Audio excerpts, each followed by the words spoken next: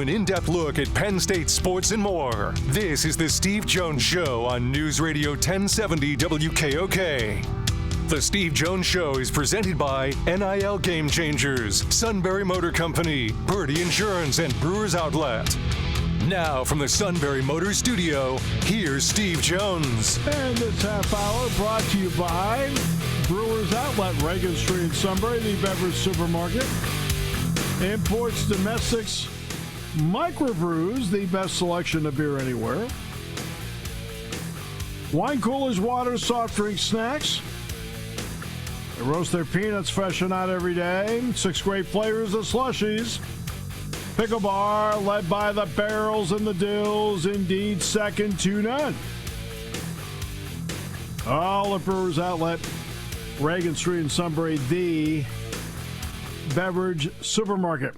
All right. So, Keith, first of all, thanks for joining us. Great to have you on the show today. And so thanks for having me. Yeah, let's get to the Embiid situation, about where he is right now, how he's feeling, because he certainly made a big difference down the stretch. Yeah, I won't say he's 100%, right? But what I will say is he's going to play. He practiced yesterday. He practiced today.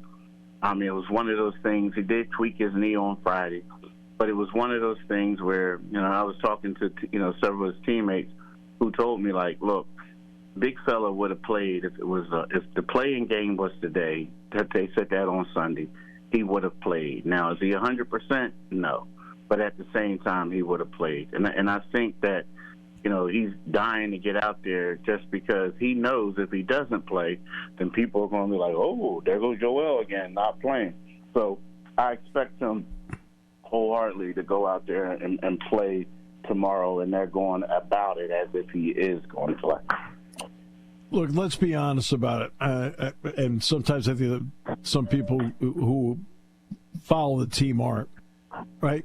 There's been a lot of blame on James Harden, a lot of blame on Ben Simmons. Joel Embiid's only been good. He has not been great in the playoffs. Why? Why? Exactly. Hello? Oh, so, yeah, exactly. He has been good. He hasn't been great. Joel, to be an MVP and to be an all-star player, 7-time all-star, typically their numbers elevate. Like, you look at Jimmy Butler, they call him playoff Jimmy for a reason. His numbers elevate.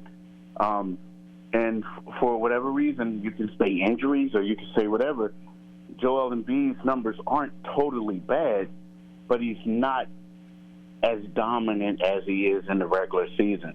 So, yeah, we can go ahead and we can talk about, James Harden. We can talk about Tobias Harris, Tyrese Maxey.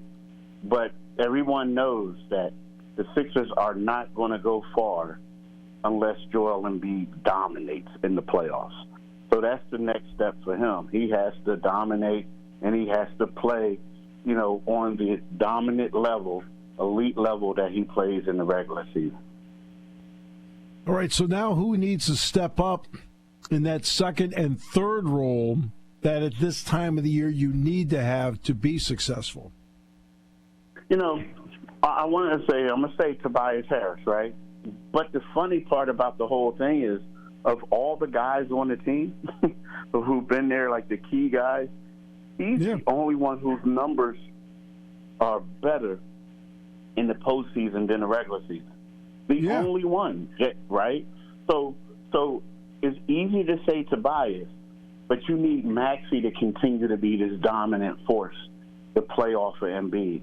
I feel like if he's a 1A to Embiid's A, I feel like what that will do is that will open up more things, not just for Tobias, but Kelly Oubre, Buddy Hield, things like that. But if Maxey struggles, then they're all going to have a rough night. So to me, it's easy to say Tobias because he hasn't been real consistent this regular season. But for me, Maxey has to do the same thing, just like Embiid. He has to come ready to play because if not, it's going to be a long one. Timing means something. They get through Miami. They get the Knicks without Julius Randle. Is this a golden opportunity because of what I just talked about? I think it is. It is a golden opportunity. Now, if I'm the 76ers, I would rather play the Milwaukee Bucks with a banged-up Giannis, right, and a Dame Lillard struggling. But, yeah, timing is everything. And the thing is, I do feel like it's going to be a great series. But at the same time, when you look at that matchup, you say to yourself, who do they have on that team that can stop Joel Embiid? And if he's playing at an optimum level. And then you're right. There are some other guys that they do have on that Villanova. I mean, I call it Villanova because they have Villanova guys, but on that New York Knicks team. But when you look at it, it's one of those things. If Julius Randle is out, which he is, and then you can defend some other guys. I think that the Sixers could win it. Now, I don't think it's going to be 4 or 5 games. I think it's going to go 6 games at least. But this is a very winnable series for them.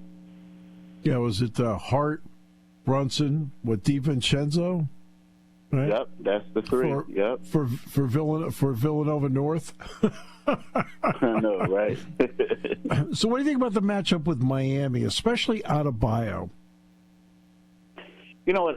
The thing about Adebayo is, unfortunately for him, he's had a couple good games against the Sixers, but he's just a little bit too small for Embiid, right? So I'm looking for Embiid to have a solid performance against Bam. Bam's a great player, 3-time All-Star, but he's only, 6'9", maybe 230, where you have Embiid 7'2", really 300, although they have him listed as 280. But to me, the matchup it's going to be 2 things, and it's not Embiid or Jimmy Butler. You know what they're going to do. I think the matchup is how are the 76ers guards going to contend with that zone that the Miami Heat does. They do a 2-3 zone, but they bring their wings up real high. And it's kind of it's a zone, but they're pressuring people. It's crazy, right? So, and then in addition to that, it's whenever the Sixers typically struggled against the Knicks, the Miami Heat, it's always been, you look around and guys like Tyler Hero, Duncan Robbins, they all had these crazy 3-point shooting games. So to me, the key is for the Sixers defensively, we got to contain these guys. We can't allow them to get open looks. And then on the offensive end, how do we crack this zone? How do we break it? How do we penetrate it? And that's what they have to do in order to win this game. All right. What's interesting about this, the pressure of this, the play-in. How do you view the pressure of it? Because you don't have a lot of luxury of losing games. You don't, but the thing about it is, I think that there is some pressure, and they'll say it, but in the back of their head, they're all looking at it you know what? This is a double elimination tournament for us. I'm talking about Miami, and I'm talking about the 76ers, right? I feel like whoever loses this game, that's when the real pressure comes. Because it goes from, you know what, I was the 7 or 8 seed, and now I'm not even going into playoffs. I think that's when it gets real. As much as they say stuff right now, I feel like it gets real. And the prime example is because you look at Miami last year. Miami lost the first game. They were the 7th seed. They lost the first game, and then they had to play the winner of the 9-10 game. They won that game and went all the way to the NBA Finals. So, to me, that's when the sense of urgency comes. Whoever loses this one, that's when it gets real. Yeah. All right. So, the league drew 22.5 million fans this year. 10 teams had 41 sellouts in 41 dates, the Sixers being one of them. In terms of the timing for the league to have that kind of news with the TV contract coming up, what can this mean for everybody across the board? I think that everyone across the board, if I'm owners, I'm about to go out there and just go to the boat place and say, hey, man, I need 3 yachts. just give me 3 yachts on credit. I'm going to give it back to you. For players, I think the salaries are going to be higher too. So I think it's good for the NBA. I really do. I mean, I think the fact that a lot of people are interested. I mean, you look at the TV ratings too. Yes, they're coming up with a new TV deal, but the TV ratings were off the charts too. You know what I mean? For things like the play-in tournament, everything. So I think that, right now we're going to start seeing guys. If we think they're getting a lot of money now, just wait till you see this next TV deal. And owners are going to get paid more and more. So I think it's a financial win-win for the league. Everyone. Well, yeah, I totally agree, because I know they like to triple. They won't triple it, but they can get 2 to 2.5 times what they're getting now, which is phenomenal. I'm glad you brought up the play-in tournament. Okay, this will be the old guy in me coming out. To me, I view it, my opinion, as a gimmick. And I realize it's a gimmick to get more interest in the game. Understand that.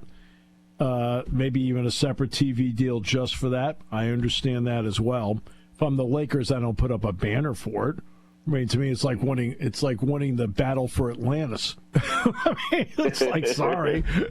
Hey, Maui Invitational champions, great, we'll put a banner up. But how do you view it, since you're covering it? And because I know that the players were really invested in it, in part because of the bonus money. I'm not a huge fan of it at all. I don't like it. And here's the deal. The reason being is, if you look at it, what did it mean at the end of the day? Yes, the Lakers put a banner up, right, because they were more aggressive than other teams and really wanted to get their players paid. But at the end of the day, they're in the play-in tournament.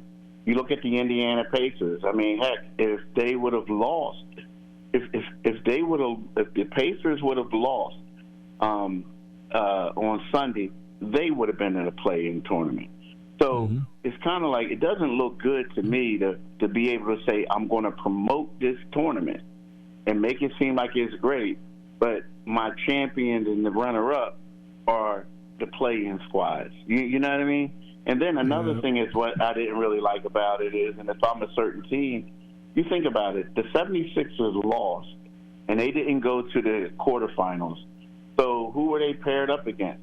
The next 2 games they played were the Atlanta Hawks, who were struggling at the time, and then the other one was the Washington Wizards, who was the second worst team in the league at the time. Whereas a team who went to the quarterfinals and lost to a quality opponent had to play another team who lost in the quarterfinals. So their strength of schedule was tougher than what the 76ers had. So to me, there's a lot of things that they're going to continue that they got to fix up, because the scheduling balance, you look at it, it benefited certain teams. So, I'm not a huge fan of that. And to be honest with you, and you didn't ask this, but I'm not even a fan of the play-in tournament, because, if it was closer, that's great. But when you have like a team like the Atlanta Hawks being 10 games behind the Miami Heat, what if the Heat lose to the Sixers tomorrow, and then they lose to the Atlanta Hawks? Say if the Atlanta Hawks win and they lose to them, and then it's like, well, so you're basically telling us that the regular season means nothing. Yeah. So I'm not a fan of it, and I think that, it's a way for them to get TV ratings. It's a way for the league to get more money. And I know they keep saying, well, we're trying to keep interest, we're trying to do this, we're trying to do that. But, I'm a traditionalist, and I feel like if you're the AC, especially if you had 10 games ahead of the other squad, you deserve to be in the playoffs. Well, technically, that means 20 out of the 30 teams, 2/3 make the postseason. Right? Okay, as you know, I broadcast 2 sports: Penn State football, Penn State basketball. Where in the NCAA tournament, 18.7% make it, and in college football, until they go to 12 teams coming up this year, only 3% make it. You're covering a league where 2/3 make it, so it does kind of water it down. it waters it down, and also it also gives teams false hope. Like, okay, let's think about this, and let's think about the Charlotte Hornets a couple of years ago. Yep. There was a couple of years where they kept making the play-in tournament, right? Yep. And everyone's like, oh, they got this young team. They kept making a play-in tournament, and they looked like a team that didn't deserve to be there. Well, did they do any rebuilding? No. I mean, they keep getting lottery picks, or they didn't get them those years, not the real great ones. But when you look at them, they went from being a team that made the play-in tournament, where some people thought they had some hope, to being a team that's one of the worst teams in the league still. The same with the Washington Wizards. They made the play-in tournament with Russell Westbrook and Bradley Beal. And then they won, and then they ended up playing the Sixers. They got the 8th seed and played the Sixers. But then a year later, they realized, well, yeah, that was nice for us to get in there and do this, but we're still a ways away. So to me, it sounds nice to say you made the play-in tournament, but at the same time, you're still a struggling ball club. Because 9 out of 10 times, this year is a little different, but for the most part, these teams have losing records, and they're in there, So I'm not a huge fan. I'm not. Now, you mentioned young team. Well, the youngest team to ever be a number 1 seed is Oklahoma City in the West. And if you're not a fully invested NBA fan, you probably wouldn't know that. So when you look at them, and look, Alexander's terrific. Holmgren's come on, he's played well. But what does playoff experience mean? Because they don't have a lot of it out there. So when you look at them and playoff experience, what is the meaning since you cover this so closely? Yeah, I think they're going to be. It may be rough for them. I can see them winning a series, right? And for them, I hope they go a little bit further than that. But when you don't have that playoff experience, it's different. It's really bad. You see these guys, and sorry for being long-winded, but I'm just going to give you an example of this, of what a veteran told me. He told me in a regular season NBA game, you come out with your game plan, and then you play for a couple. You play several minutes, you get it going, everything like that. And then he says it's kind of like the equivalent. It turns into an equivalent of a pickup game. You got these different rotations in there. Guys are doing this and that, right, in the second quarter. He says then at the start of the third quarter, it's one of those things where you want to come out, hit the other team in the mouth, so to speak, and just get out there and go, right? And then he says it turns back into a pickup game until the final 6 minutes. He says that's when the coaching comes in. That's when you bring all your starters back in. Or if you got a guy that's hot, a closer, you bring the closer in, and that's when you start coaching. That's the regular season. The difference is that these young guys are going to find out is that in the playoffs, every possession matters. Yep. And people are going to go hard. The crowd is going to be electric, right? You're not going to be able to hear things. So it's that's the major difference. And it was for me. When the first time I experienced a playoff game covering it, after the game, I went into the locker room and said to a dude, it's like, yo, man, I didn't know you had that. He said, what? I'm like, I didn't know you played that. And I said, no, but you were constant. You played hard. And he said, Chief, that's playoff basketball. He says, people don't realize it that, it's not that we're not giving our optimum effort. He says, but in the way that the games are set up is that you can take breaks. You can get other guys in there. You can do certain things. But he says playoff basketball, there's nothing like it. Nothing like it. That's because the first 6 minutes of a playoff game, every time out, are played like the last 6 minutes of a regular season game. And it just keeps going for all 48 minutes. And by the way, you can be long-winded anytime you want on this show. That was a great answer. Thank you. Thank you. Appreciate you so much. Thanks for the time you gave us today. Should be a lot of fun. Yeah, thanks for having me on the show, man. I really appreciate it. Thanks, Keith. All right.